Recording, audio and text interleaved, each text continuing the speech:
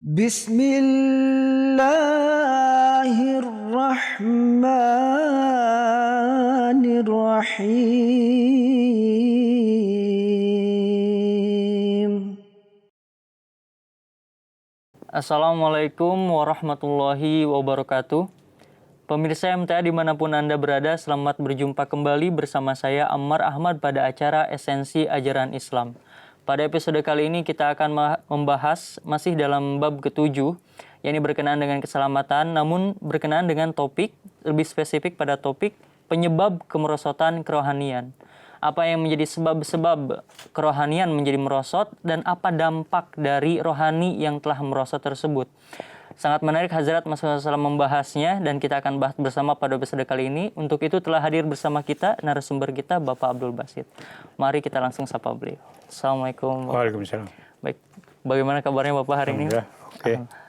Baik Pak, kita akan membahas berkenaan dengan penyebab kemerosotan kerohanian dan bagaimana Hazrat Mas SAW menjelaskan dampaknya bagi kehidupan beragama, khususnya di daerah India pada saat itu, pada saat zaman beliau alaihissalam.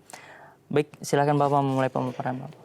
Ya, kali ini topik yang kita bahas masih mengenai keselamatan, mengenai najat. Ya. Di sini yang ingin digambarkan oleh Mas SAW itu bahwa bagaimana mungkin ya atau kenapa orang mengucapkan atau orang itu beragama, apakah itu orang Hindu atau orang Islam, ya, dengan latar kebelakangan agama. Tetapi tingkah laku mereka ini, dosa ini atau akhlak yang buruk ini tetap merajalela. Padahal mereka berkeyakinan bahwa Tuhan itu ada atau permeswar itu juga ada. Tapi kita lihat secara zahirnya ini kejahatan apapun juga dalam berbagai bentuk itu merajalela. Ya. Intoleransi, ya, korupsi, kejahatan-kejahatan yang lainnya. Radikalisme, macam-macam lah. Ya. Semua itu. Kenapa?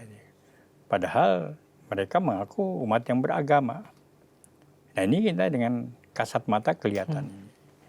Nah, Hazrat Masih Maud SAW menyatakan, beliau dalam buku khutbah atau lecture Lahore, ya, beliau menyatakan, setelah merenungi secara mendalam dan setelah terus-menerus menerima wahyu dari Allah Subhanahu wa Ta'ala, aku menyadari bahwa meski demikian banyak terdapat mazhab berbagai agama di negeri ini, di mana perselisihan antara agama sangat membludak, ya, seperti air bah. Sebenarnya penyebab utama dari perbedaan pandangan tersebut berawal pada kemerosotan dalam fitrat kerohanian dan menurunnya rasa takut kepada Tuhan. Ya, nur samawi yang dengan cahayanya maka manusia dapat membedakan antara yang benar dengan yang palsu ternyata telah menghilang, pudar dari kalbu sebagian besar mereka. Dunia telah mengambil rona ateisme, di mana meski lidahnya masih mengucapkan kata Tuhan atau permeswar, tapi hatinya sendiri cenderung menangkalnya. Jadi semua keburukan, kejahatan, dosa, apapun juga yang nampak itu karena memang walaupun mereka menyatakan beriman kepada Tuhan, percaya kepada Tuhan, kepada akhirat dan lain-lainnya ini, tapi itu hanya di mulut saja. Ya, dia tidak memiliki marifat hakiki tentang wujud Tuhan. Jadi seperti begini, ketika Masih Maud SAW menggambarkannya tentang hal ini dengan contoh yang mudah.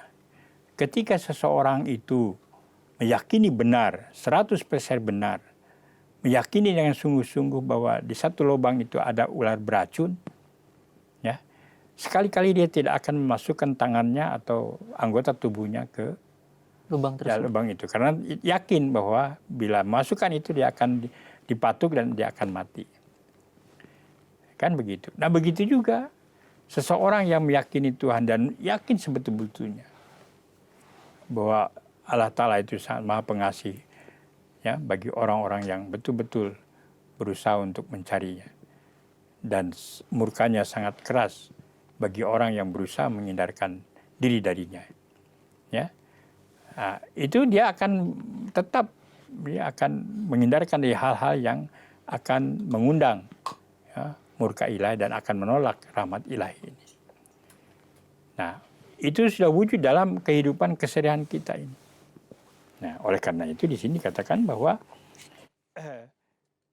kemerosotan, ya, kenapa hal itu terjadi?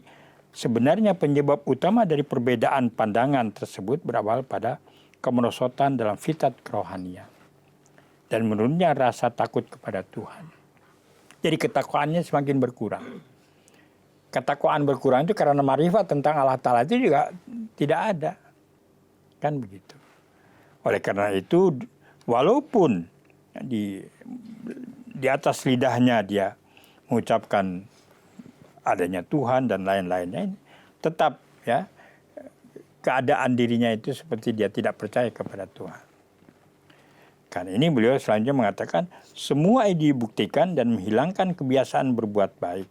Ya, selama ini dapat dibuktikan dari menghilangnya kebiasaan berbuat baik untuk menampilkan akhlak yang baik. Aku tidak mempermasalahkan integritas dari mereka yang berlaku saleh secara diam-diam. Tapi secara umum dapat dikatakan bahwa tujuan perlunya agama bagi manusia sekarang ini itu telah diabaikan. Memang Huzur Hazrat Masih Maud mengatakan bahwa tidak semua begitu. Banyak orang-orang yang beriman. Ya, baik dia di kalangan orang Hindu, di kalangan orang Kristen, di kalangan orang Islam, yang masih secara diam-diam dia beramal saleh. Ya, teguh dengan keyakinannya. Karena kita tahu bahwa semua agama datang dari Tuhan. Mereka beramal saleh dengan keyakinannya yang benar. Tapi pada umumnya ini kan, masyarakat pada umumnya, ya, mereka telah mengabaikan hal itu. Ya. Tapi secara umum dapat dikatakan bahwa tujuan perlunya agama ini, ya, itu sekarang tidak diacuhkan. Nah, ini dia. Oleh karena itu nampak sekali jelas dalam masyarakat adanya intoleransi, adanya kecurangan, penipuan, ya, dalam segala hal kehidupan, ketidakjujuran, ya, terus tidak menghargai orang, ya, semua kita lihat sehari-hari dan yang bertikai di mana-mana, yang saling bunuh kan di antara umat Islam saja. Mana agama lagi? Kan begitu. Di Timur Tengah, di mana-mana, di Pakistan, di Indonesia juga begitu. Jadi malah sentimen agama itu dipakai untuk kepentingan politik. Malah agama itu tidak membumi. Padahal setiap orang penganut agama yang benar ini, dia akan menjadi abid, menjadi orang beribadah benar yang betul-betul dia akan tunduk di hadapan Allah Ta'ala, ya, akan memiliki akhlak yang baik, akan toleran, akan khusyuk, dan lain-lainnya. Nah, ini tidak nampak.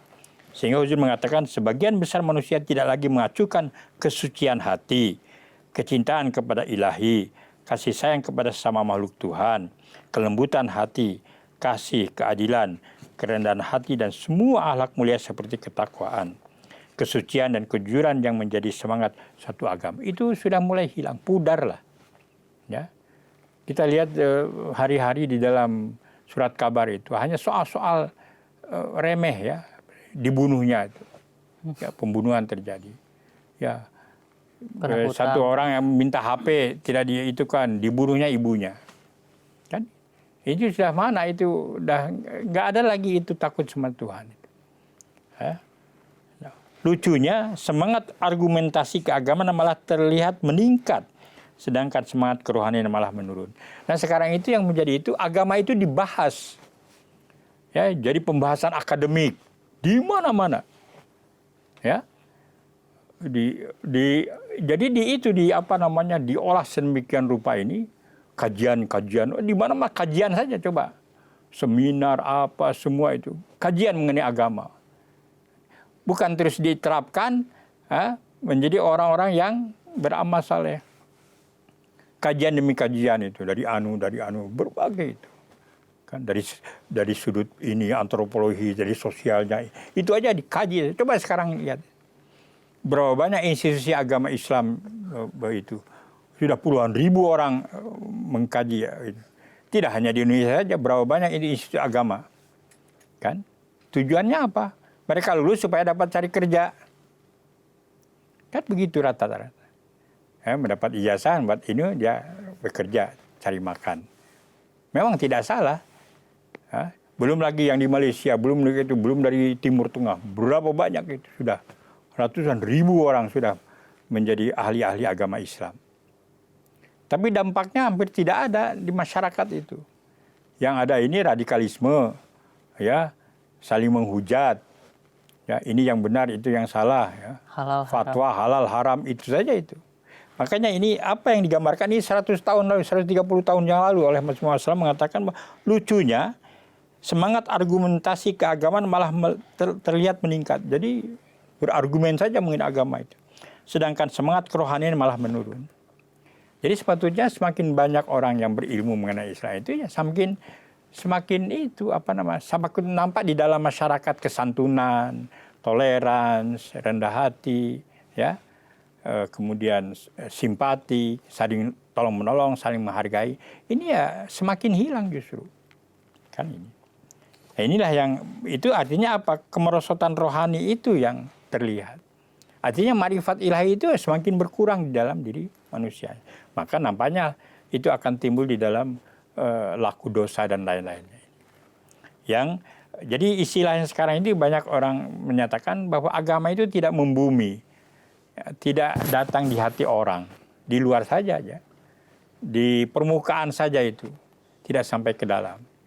Kan kajian-kajian itu macam-macam itu. Ya. Padahal tujuan utama sebuah agama adalah pengenalan Tuhan sebagai wujud yang menciptakan alam. Berusaha datang ke hadirat kasih-Nya sampai pada satu tingkatan di mana kecintaan kepada yang lainnya telah terbakar musnah.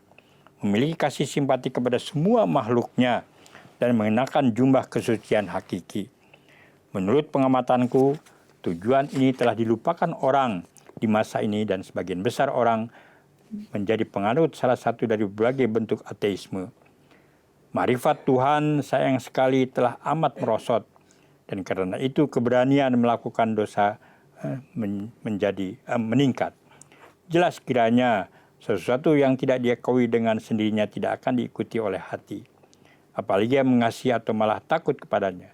Semua bentuk kasih dan takut serta penghargaan hanya mungkin karena adanya pengenalan. Ya. Semua itu memperlihatkan bahwa maraknya dosa di dunia sekarang ini merupakan akibat dari kurangnya pemahaman atau ma'rifat. Salah satu tanda-tanda akbar suatu agama yang hakiki adalah agama itu mampu memberikan berbagai cara guna memperoleh pengenalan dan pemahaman atau ma'rifat ilahi agar manusia menahan diri dari melakukan dosa. Dengan menyadari keindahan ilahi, maka ia akan menikmati kasih hakiki sehingga jika merasa jauh dari Tuhannya, maka ia merasa hal itu sebagai lebih buruk dari neraka. Menghindari dosa dan mengabdi kepada kasih ilahi menjadi sasaran utama bagi manusia yang menjadi ketentraman hakiki, layaknya kehidupan surgawi. Semua nafsu yang tidak disukai Tuhan terasa menjadi api neraka, di mana mereka merasa hidup mengikuti nafsu sama hidupnya dalam neraka. Lalu yang menjadi pertanyaan adalah bagaimana mengangkat seorang dari kehidupan seperti itu? Pengetahuan yang telah dianugerahkan kepadaku dalam konteks ini menunjukkan bahwa keselamatan dari rumah api demikian amat tergantung pada pemahaman ilahi secara hakiki dan sempurna.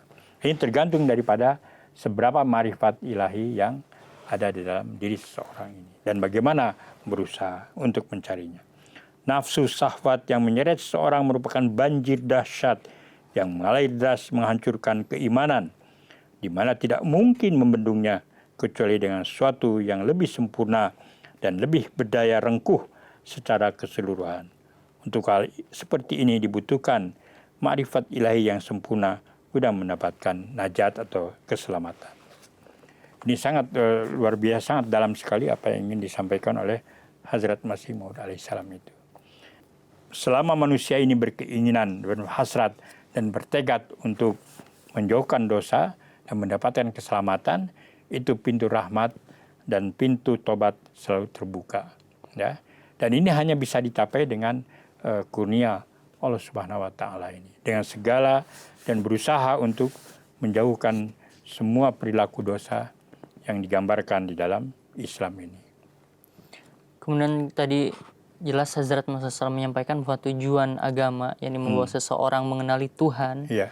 ini kurang diperhatikan pada zaman sekarang ini dan terlalu gandrung dengan masalah-masalah yang furu, cabang, tidak berkenaan dengan kerohanian dan makrifat. Nah, kemudian apa yang menjadi pertanyaan kita adalah bagaimana tadi telah Hazrat Muhammad SAW sampaikan kita untuk bangkit dari keadaan yang terpuruk ini, Pak. Ya, tadi sudah dijelaskan oleh beliau alaihissalam bahwa selama manusia ini berusaha ya untuk mencari keridhaan Allah Ta'ala, mencari marifatnya, maka memerlukan usaha yang sangat besar. Ya, melawan hawa nafsu itu bukan mudah. Ya, manusia seperti seorang anak yang baru berjalan, kadang-kadang dia bangkit sadar bahwa ini sesuatu yang tidak benar. Bangkit lagi, ya. Jatuh lagi, bangkit lagi. Itulah perjalanan manusia ini. Tapi selama manusia ini, ya sebegitu juga nanti pertolongan Allah Subhanahu wa taala. Yang jelas bahwa perilaku dosa ini, ya sesuai dengan seberapa marifat ilahi seseorang mencapainya ini. Semakin jauh dia melangkahkan kaki ke hadirat Allah Ta'ala, ya, sebegitu juga dia akan diberi kekuatan dan kemampuan untuk menghindarkan dosa-dosa ini. Disitulah manusia ini berjihad, disitulah manusia itu berusaha, ya, karena jihad yang paling besar adalah bagaimana melawan hawa nafsu itu. Kemudian dari pemaparan yang Bapak sampaikan berarti bahwa makrifat ilahi itu berbanding lurus dengan berkembangnya amal soleh seseorang. Iya. Namun dengan kurangnya makrifat ilahi membuat amal buruk yang menjadi berkembang, demikian Pak? Iya, itu memang itu disitulah relatifnya itu. Ya, seberapa jauh kita berusaha ya menuju Allah Ta'ala, maka sebegitu juga dia marifat ilahi akan didapatkan, dan sebegitu juga manusia dapat menghindarkan dari laku dosa dan lain-lain. Tapi semakin jauh dia dari sumber cahaya itu, maka semakin gelap dia akan mendapatkan dirinya itu. Menarik sekali ya, jadi maraknya dosa justru karena memang seseorang atau kita belum mengenal Allah Ta'ala. Iya. Nah, kemudian di bahasan selanjutnya, Hazrat Muhammad SAW banyak menyinggung berkenaan dengan penebusan dosa umat Kristen. Kan di saudara-saudara kita Kristiani, Hazrat Muhammad SAW menyampaikan bahwa keselamatan mereka itu terdapat konsep penebusan dosa, di mana keselamatan hanya dapat diperoleh melalui iman terhadap Yesus yang diyakini mati di tiang salib untuk menebus dosa umat. Silakan Bapak, pendapat Bapak berkenaan dengan keyakinan bagaimana Pak? Hal itu sudah jelas sekali diterangkan bahwa tidak akan mungkin ya seseorang itu yang tidak berdosa menanggung dosa orang lain. Ya, karena setiap orang akan menanggung dosa apa yang dia lakukan ini. Beban itu ya masing-masing akan menanggungnya. Ya, tidak ada seorang yang menanggung beban orang lain ini. Oleh karena itu tidak diperlukan hal itu. Konsep itu sama sekali tidak masuk akal. Seseorang yang sakit kepala, orang lain yang sakit kepala, ya orang lain pula yang diberikan obat, kan lucu sekali, ya. Nah, itu Islam tidak begitu. Islam justru setiap orang menanggung amal dan usahanya. Laisa lil insani illa masa. Tidak ada seorang manusia pun kecuali apa yang dia telah usahakan ini. Itulah konsep ya yang di dalam Islam. Oleh karena itu keselamatan ini, najat yang hakiki ini, bagaimana usaha seseorang pribadi itu untuk mencapai keselamatan, mendapatkan marifat ilahi itu. Tidak perlu menanggung dosa orang lain. Ya, karena masing-masing memiliki kemampuan, memiliki kudratnya. Dia yang bertanggung jawab atas apa yang dia telah usahakan. Dia akan mendapatkan apa yang dia telah usahakan. Apakah itu positif atau itu apa negatif. Kalau dia amal-amal solehnya besar, ya, dan kemudian menuju kepada keridhaan ilahi, maka dia akan mendapatkannya.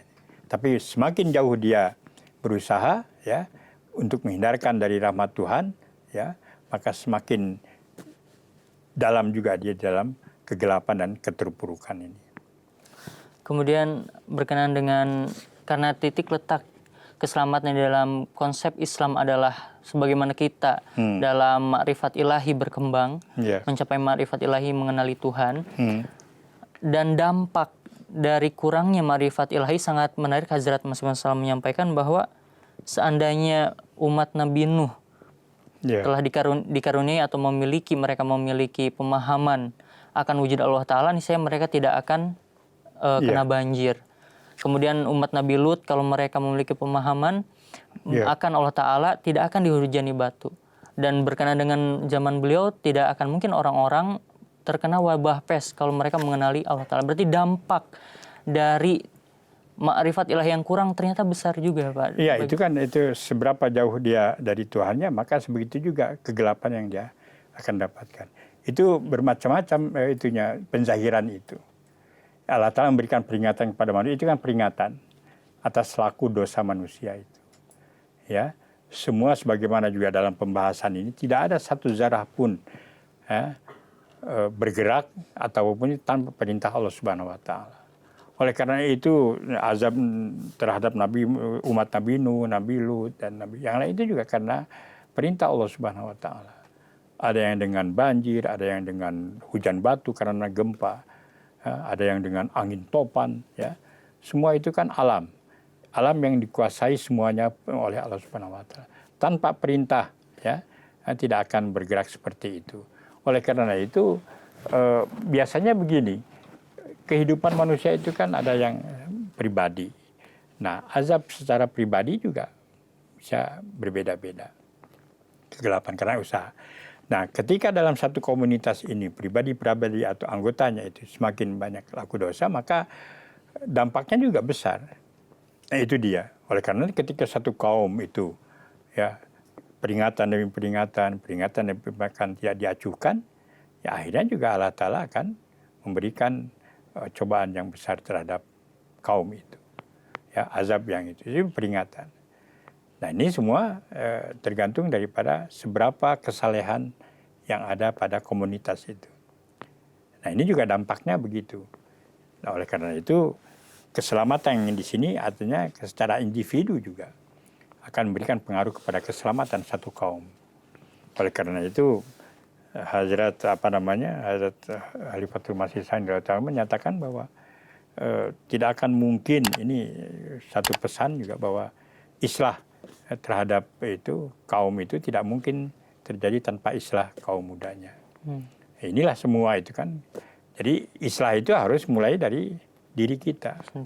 Baru nanti akan berdampak kepada komunitas, kepada masyarakat. Baik, jazakumullah Bapak atas pemaparan Bapak pada episode kali ini, Pak. Ya. Baik pemirsa MTA dimanapun Anda berada, itulah pembahasan kita pada episode kali ini berkenaan dengan penyebab dari kemerosotan kerohanian dan bagaimana makrifat ilahi, kurangnya makrifat ilahi dan rohani yang merosot sangat berdampak bagi kehidupan umat manusia dan mengundang murka Allah Ta'ala, di mana Hazrat Masih Maud menyampaikan beberapa contohnya tadi. Insya Allah kita akan berjumpa kembali pada episode selanjutnya dengan tema yang tidak kalah menarik tentunya. Saya Ammar Ahmad undur diri. Assalamualaikum warahmatullahi wabarakatuh. Waalaikumsalam.